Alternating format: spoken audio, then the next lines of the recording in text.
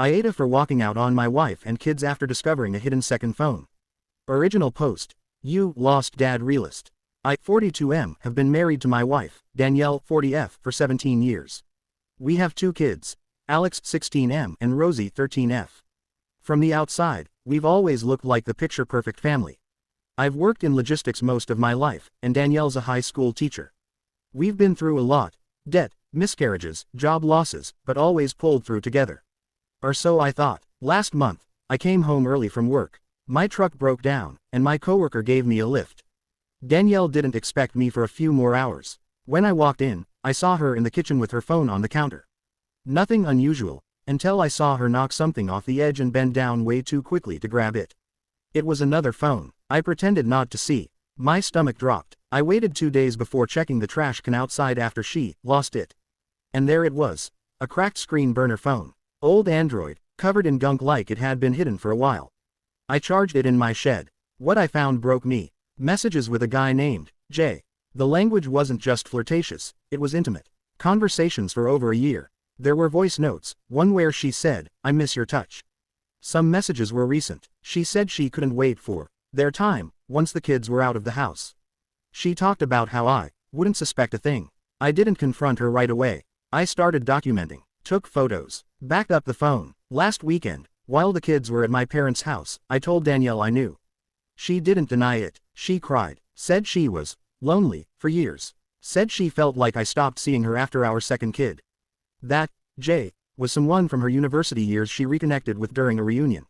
I told her I was done. I packed a bag and walked out. I've been staying at a friend's place since. Here's where the judgment part comes in. I haven't told the kids. I haven't gone home. I haven't answered any of Danielle's calls. She told them I'm working late. My parents say I'm abandoning my children. But I feel like I've been emotionally abandoned for years. I don't want to look at her. I don't know if I can co-parent right now. So Reddit. AITA for walking out and staying silent. Top comments. You, reality shards. NTA. This is betrayal. She doesn't get to rewrite the narrative and paint you as the villain. You, parenting matters. Soft YTA for ghosting the kids. They deserve honesty, even if it's hard. You, burner for truth.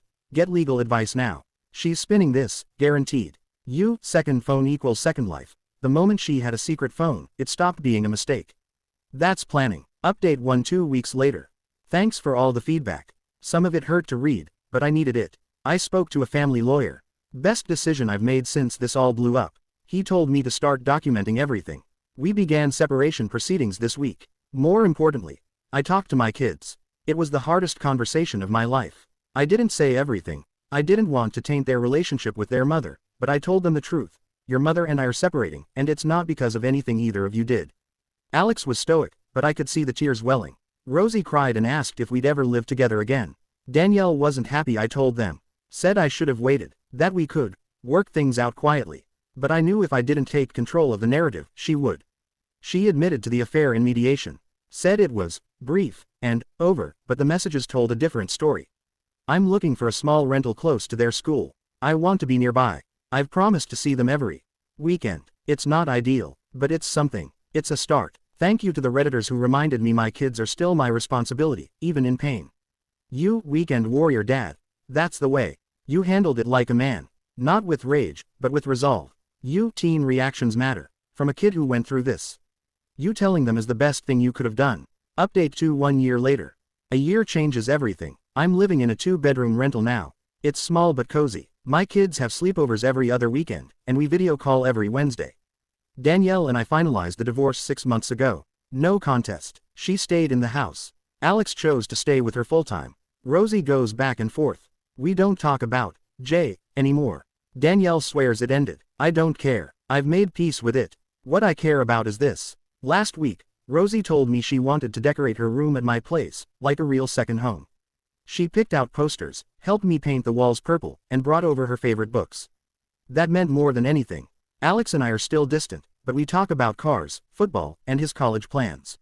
I don't push. I just show up. I've been seeing someone. Her name is Michelle. We're taking it slow. She knows everything. She's kind. Some nights I still wonder what I could have done differently. But I remind myself, I didn't break the trust. I just refused to live inside a lie. To those of you who told me to take back control, you were right. I'm not the man I was a year ago. But I'm proud of the man I'm becoming. Bell, if you like this video, please consider hitting like and subscribe.